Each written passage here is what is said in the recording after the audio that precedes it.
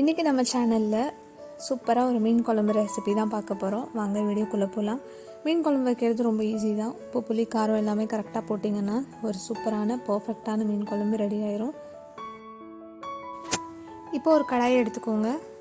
இன்றைக்கி நான் கடுகெண்ணெய் தான் எடுத்திருக்கேன். உங்களுக்கு கடுகெண்ணெய் இல்லைன்னா நல்லெண்ணெய் ரெண்டில் எது வேணாலும் எடுத்துக்கலாம். எண்ணெய் சூடானதும் ஒரு கூட கொஞ்சமாக கடுகு, கொஞ்சமாக வெந்தயம் எப்போவுமே நிறைய சேர்த்துட்டிங்கன்னா குழம்பு கசப்பாக இருக்கும். அதனால் கொஞ்சமாக சேர்த்துக்கோங்க. இப்போது கடுகு வெடித்ததும் இது கூட பூண்டு பல் சேர்த்துக்கோங்க. ஒரு 4-5 பல் பூண்டு அதை உரிச்சிட்டு சேர்த்துக்கோங்க.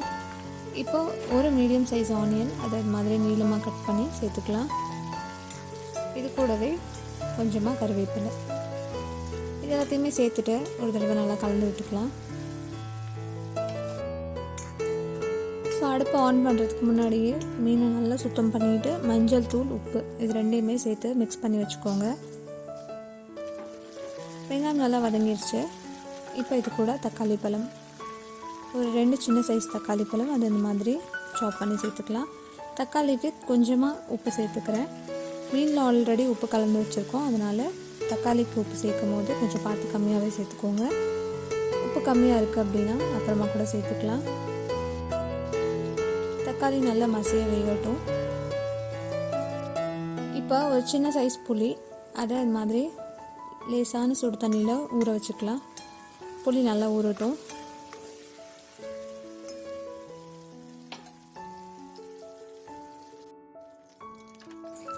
தக்காளி நல்லா மசிய வெந்துருச்சு. இப்போ இது கூட மீன் குழம்பு மசாலா சேர்த்துக்கிறேன். இந்த மசாலாவில் காரம் கொஞ்சம் ஜாஸ்தியாக இருக்கும். அதனால் இது கூட கொஞ்சமாக மல்லித்தூள் சேர்த்துக்கிறேன். உங்களுக்கு மீன் குழம்பு மசாலா கரெக்டாக இருக்குது காரம் அப்படின்னா மல்லித்தூள் சேர்க்க வேண்டாம். இப்போ இதை ஒரு தடவை நல்லா மிக்ஸ் பண்ணிக்கலாம். இப்போ புளியை நல்லா கரைச்சிக்கோங்க. கரைச்சிட்டு இது கூட ஃபில்டர் பண்ணி சேர்த்துக்கலாம்.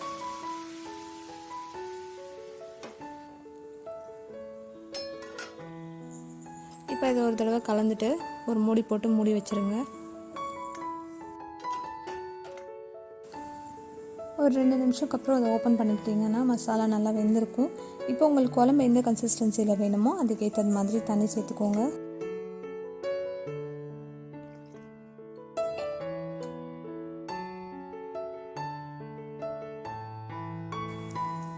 குழம்பு நல்லா கொதிக்கட்டும்.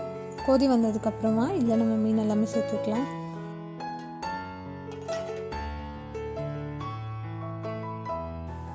குழம்புல நல்லா கொதி வந்துருச்சு. இப்போ இது கூட நம்ம உப்பு, மஞ்சள் தூள் கலந்து வச்ச மீனை சேர்த்துக்கலாம். அடுப்பை மீடியம் ஃப்ளேமில் வச்சுருங்க.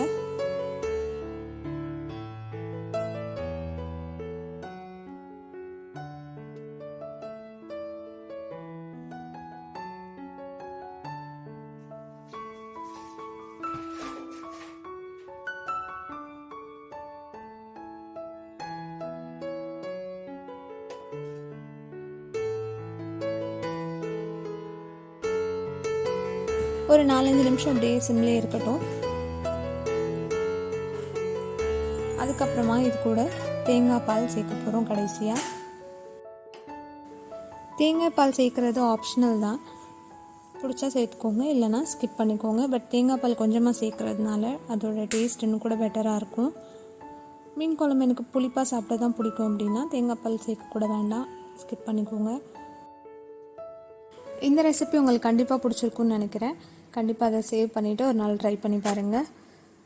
இந்த வீடியோ உங்களுக்கு பிடிச்சிருக்குன்னா வீடியோக்கு ஒரு லைக் கொடுத்துட்டு நம்ம சேனலையும் அப்படியே சப்ஸ்கிரைப் பண்ணிக்கோங்க. இதே மாதிரி நெக்ஸ்ட் வீடியோவில் பார்க்கலாம். அது வரைக்கும் பாய்.